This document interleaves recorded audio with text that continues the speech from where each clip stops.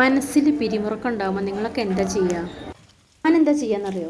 മനസ്സിന് കുളിർമയേകുന്ന ഓർമ്മകളിലേക്ക് എൻ്റെ മനസ്സിനങ്ങോട്ട് മേയാൻ വിടും.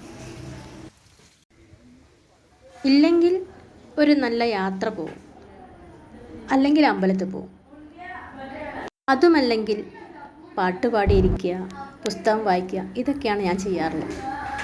കഴിഞ്ഞ ദിവസം ഇതുപോലൊരു അനുഭവം ഉണ്ടായപ്പോൾ ഒരു യാത്ര കൊണ്ട് പുറപ്പെട്ടു.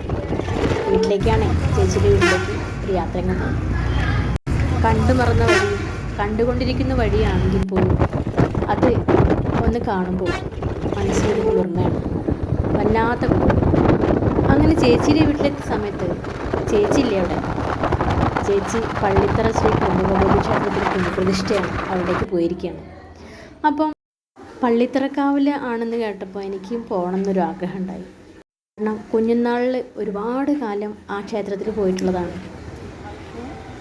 അച്ഛനും അമ്മയും കുടുംബത്തോടൊപ്പം ഒന്നിച്ച് പോയിരുന്നൊരു കാലം ഓർമ്മ വന്നു. അതുകൊണ്ട് ഞാൻ കുഞ്ഞാവേൻ്റെയും മോൻ്റെയും കൂടെ ഞാനും അവിടെ പോയിട്ട് സദ്യ കഴിക്കാമെന്ന് വിചാരിച്ചു. അമ്പലത്തിൽ വന്നപ്പോൾ കുഞ്ഞുനാളിൽ കണ്ട ക്ഷേത്രമല്ല, ഒരുപാട് മാറ്റങ്ങൾ ഉണ്ടായിട്ടുണ്ട്. എങ്കിലും കുഞ്ഞുനാളിലെ ഓർമ്മകളെ അയവിറക്കാൻ ശ്രമിച്ചുകൊണ്ട് ചുറ്റും ഒരു കൊച്ചു കുഞ്ഞിനെ പോലെ ഞാൻ നടന്നു.